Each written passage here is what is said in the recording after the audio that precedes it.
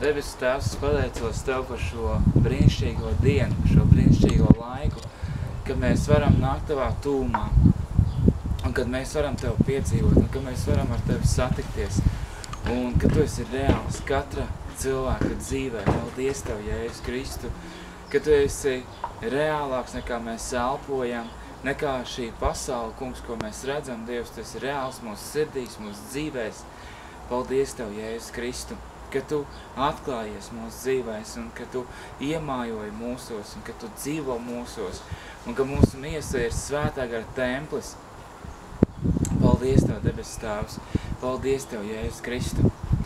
Un es skatījos kādu laiku atpakaļ, kādu sprediķi, un tur kāda sieviete, kāda māsa Jēzu Kristu, viņa liecināja par to, kā Kristus atklājas viņa dzīvē. Viņa ir dziedātāja Jesus Culture grupā, un man uzrunāja tie divi jautājumi, ko viņa uzdeva Dievam.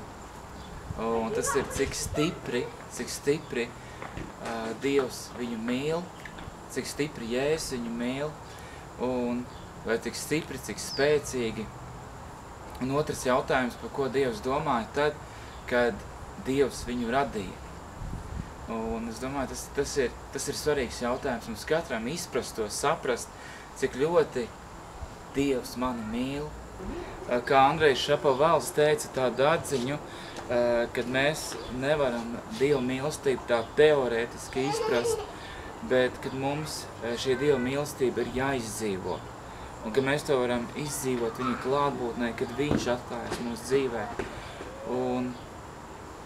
Un arī tas, ka cik ļoti Dievs mūs mīl, cik stipri, es to personīgi izjūtu lūkšanas kambarī, tad, kad es iegāju kambarī, lūdzu, meklēju viņu vaigu vairākas stundas, un viņš atklājās manā dzīvē, un tad vairāk es iepazinu Dieva mīlestību, iepazinu to Kristus mīlestību, un viņš vairāk un vairāk atklājas manā dzīvē, un ja es ieskatos savā pagātnē, savā dzīvē,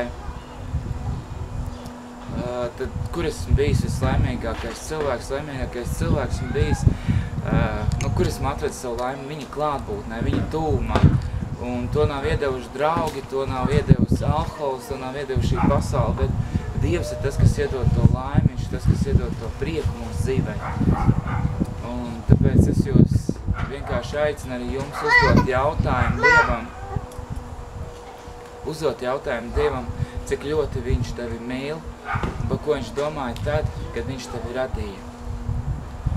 Un tad tas ir tāds svarīgi jautājumi, kas liek mums aizdomāties un īsti saprast to. Es domāju, katram mums jāizprot, ka kāds mūs mīl, un tas ir Dievs, Jēzus Kristus, kas ir bagātīgs svētīt. Es turpināšu par to domāt un dalīšos vairāk un vairāk tieši par Dieva mīlestību mūsu dzīvēs, kas ir bagātīgs svētīt Jēzus Kristus vārdā. Amen.